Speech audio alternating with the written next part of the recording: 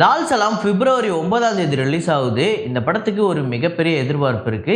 இந்த படம் இன்னைக்கு புக்கிங் ஓப்பன் பண்ணப்பட்டிருக்கு. உண்மையிலேயே ஒரு நல்ல கலெக்ஷன் எடுத்திருக்கு. எவ்வளோ அப்படிங்கிறத இந்த வீடியோல தெளிவா பார்ப்போம். இது இல்லாம போன வாரம் ரிலீஸ் ஆன படங்கள், அதுக்கு முந்தின வாரம் ரிலீஸ் ஆன படங்கள், முக்கியமா வடக்குப்பட்டி ராமசாமி இதுவரையும் 5 நாள்ல எவ்வளோ வசூலாயிருக்கு. அப்புறம் ப்ளூ ஸ்டார், சிங்கப்பூர் சலூன் இந்த படங்கள் இதுவரையும் எவ்வளோ டோட்டலா வசூலாயிருக்கு. இது எல்லாத்தையுமே இந்த வீடியோல பார்ப்போம். அப்புறம் ஓஸ்லர், ஆப்ரஹாம் ஓஸ்லர் அந்த படத்தோட டோட்டல் கலெக்ஷன் எவ்வளோ அப்படின்னு கேட்டிருந்தீங்க. ஸோ அது எவ்வளோ கலெக்ஷன் எடுத்திருக்கு, எவ்வளோ ப்ராஃபிட் வந்திருக்கு முதற்கொண்டு இந்த வீடியோவில் தெளிவாக பார்ப்போம். ஸோ வீடியோக்குள்ள போகிறதுக்கு முன்னாடி நம்ம சேனலை நீங்கள் சப்ஸ்கிரைப் பண்ணல அப்படின்னா பண்ணிவிடுங்க. பக்கத்தில் இருக்க பெல் ஐக்கானோட ப்ரெஸ் பண்ணிவிடுங்க. வாங்க வீடியோக்குள்ளே போகலாம்.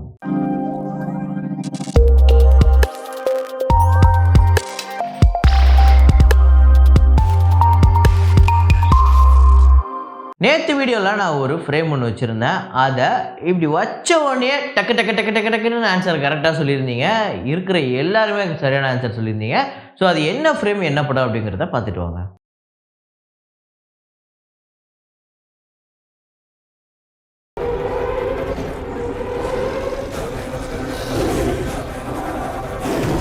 ஆமாங்க, RRR தான். அது ஒரு சரியான சீனு. அந்த சீனில் அந்த டைகருக்கு பின்னாடி இப்படி வருவார், அப்படியே கையில் அந்த தீப்பந்தத்தை எடுத்துக்கிட்டு.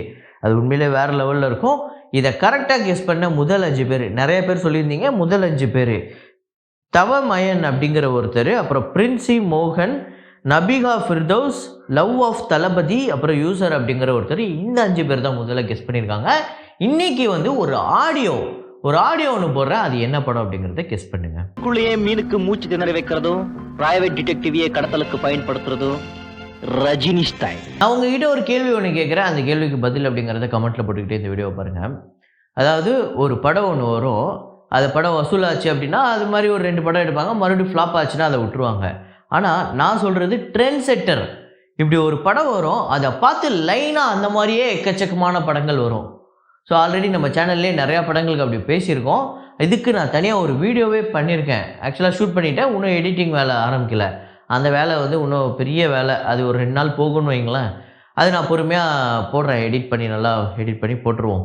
இப்போ நான் என்ன கேட்குறேன்னா, உங்களுக்கு அந்த மாதிரி ட்ரெண்ட் செட்டர் மூவிஸ், இப்படி ஒரு படம் வந்தது ப்ரோ, இதை பார்த்து இதே மாதிரியே தமிழ் சினிமாவில் அப்படியே ஃபாலோ பண்ணிட்டு பின்னாடி நிறையா படங்கள் வந்தது. ஸோ இது ஒரு பெஸ்ட்டு ட்ரெண்ட் செட்டர் மூவி தமிழ் சினிமாவில் அப்படின்னு நீங்கள் எனக்கு சஜஸ்ட் பண்ணுற மாதிரி, மேபி அது பார்ட் 2 வீடியோ கூட எனக்கு யூஸ் ஆகும். இல்லைனா நான் தெரிஞ்சுக்கவாது செய்வேன். அப்படியே உங்களுக்கு எதாவது தெரிஞ்சது அப்படின்னா அதை கமெண்ட்டில் போடுங்க. இப்போ நம்ம வசூலுக்குள்ளே போயிடலாம். அம்பாஜிப்பேட்டை மேரேஜ் பேண்ட் அப்படிங்கிற படம் டே 5 ஆந்திரா தெலுங்கானாவில் 78 லட்சம், வேர்ல்டு வைடு 81 லட்சம். இதுவரையும் 6,45,00,000, வேர்ல்டு வைடு 7,17,00,000 வசூல் பண்ணியிருக்கு. இந்த படம் பார்த்தவங்களாம் நல்லா இருக்குது அப்படின்னு சொல்கிறாங்க. ஆக்சுவலாக வசூலுமே நல்லா வந்திருக்கு. ஆல்ரெடி இந்த படம் 5 நாள்லேயே பெரிய ப்ராஃபிட் எடுத்திருக்கு. கிட்டத்தட்ட 1 கோடி கிட்ட ப்ராஃபிட் வந்திருக்கு.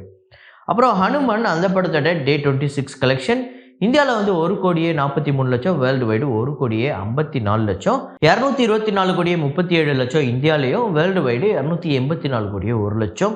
ஸோ ஒரு பிளாக் பஸ்டர் அப்படின்னு சொல்லலாம். ஃபைட்டர் அந்த படத்தோட டே 13 இந்தியாவில் 2,73,00,000, ஓவர்சீஸில் 1,18,00,000, வேர்ல்டு வைடு 3,91,00,000 இந்த படம் வசூல் பண்ணியிருக்கு. இதுவரையும் டோட்டலாக இந்த படம் இந்தியாவில் மட்டுமே 218,78,00,000, ஓவர்சீஸில் 86,22,00,000, 305 கோடி இந்த படம் உலகம் முழுக்க 13 நாளில் வசூல் பண்ணியிருக்கு. ஆப்ரஹாம் ஓஸ்லர் அந்த படத்தோட வசூலை சொல்கிறேன் அப்படின்னு சொல்லியிருந்தேன். கேரளாவில் 21,93,00,000, ரெஸ்ட் ஆஃப் இந்தியாவில் 2,54,00,000, ஓவர்சீஸில் 15,68,00,000, வேர்ல்டு வைடு 40,15,00,000. பட்ஜெட் பார்த்திங்க அப்படின்னா இந்த படம் 6 கோடி தான் பட்ஜெட்டு. ஷேர் பார்த்திங்க அப்படின்னா 21,28,00,000. தியேட்ரிக்கல் ரைட்ஸு 7 கோடிக்கு போயிருக்கு. 14,28,00,000 இந்த படத்துக்கு ப்ராஃபிட்டு. ஸோ போட்ட பணத்தை விட ப்ராஃபிட்டு மட்டுமே டபுள் மடங்கு வந்திருக்கு. ஸோ மலையாளமில் ஓஸ்லர் இந்த வருஷத்தோட ஒரு மிகப்பெரிய பிளாக் பஸ்டர்.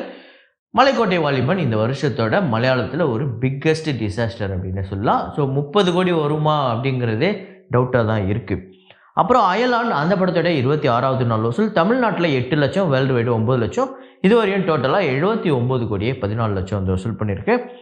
அப்புறம் சிங்கப்பூர் சலூன் அந்த படம் சுத்தமாக கம்மியாயிடுச்சு. 13வது நாள் 7 லட்சமும், வேர்ல்டு வைடு 9 லட்சம் வசூல் பண்ணியிருக்கு. ஸோ டோட்டலாக இந்த படம் 9,88,00,000. ப்ளூ ஸ்டார் தொடர்ந்து நல்ல வசூல் எடுத்துக்கிட்டு தான் இருக்குது. ஸோ 20 லட்சத்துக்கு மேலே வசூல் பண்ணியிருக்கு. 26 லட்சம் தமிழ்நாட்டிலையும், வேர்ல்டு வைடு 28 லட்சமும். தமிழ்நாட்டில் 8 கோடியே 43 லட்சம் இந்த படம் வந்து வசூல் பண்ணியிருக்கு. வேர்ல்டு வைடு 9 கோடியே 18 லட்சம்.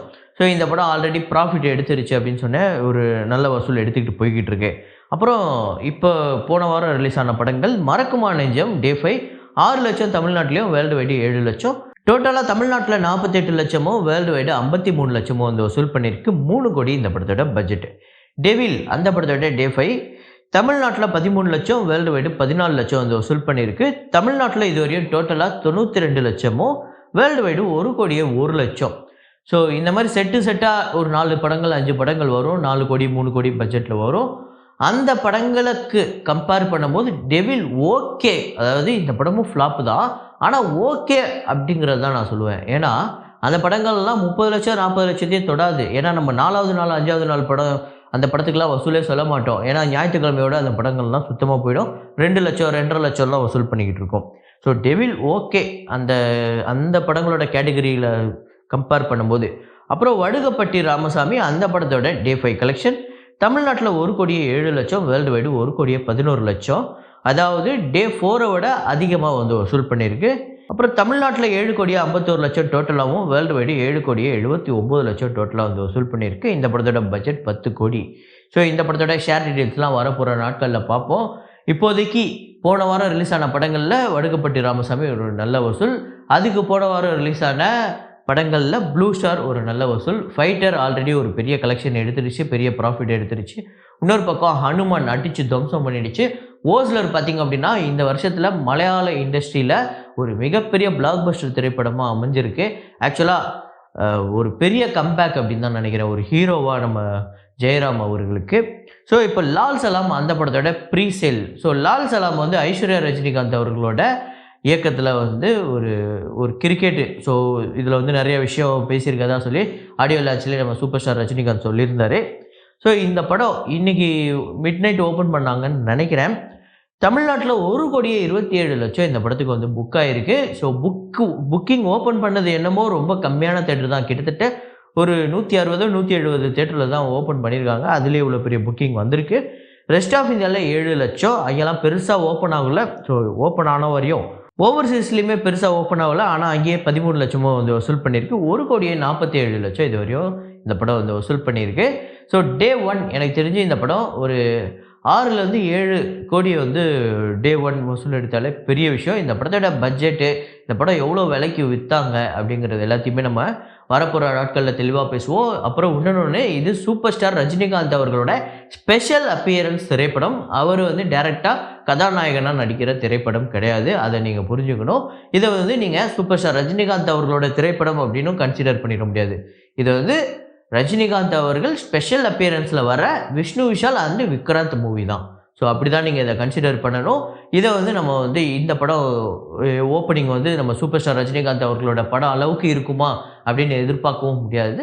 ஸோ என்ன படமோ என்ன ப்ராடக்ட்டோ அதுக்கேற்ற வேல்யூ கண்டிப்பாக டே 1 பெரிய கலெக்ஷன் வரதுக்கு வாய்ப்பு இருக்குது. ஸோ அதை பற்றி நீங்கள் என்ன நினைக்கிறீங்க, இந்த படம் டே 1 கலெக்ஷன் எவ்வளோ வரதுக்கு வாய்ப்பு இருக்குதுன்னு நீங்கள் நினைக்கிறீங்க அப்படிங்கிறத கமெண்ட்டில் போடுங்க. ஸோ இதே மாதிரி ஒரு வீடியோவில் இதே மாதிரி கலெக்ஷன் ரிப்போர்ட்டில் மீண்டும் நான் உங்களை சந்திக்கிறேன். Signing off Rahman.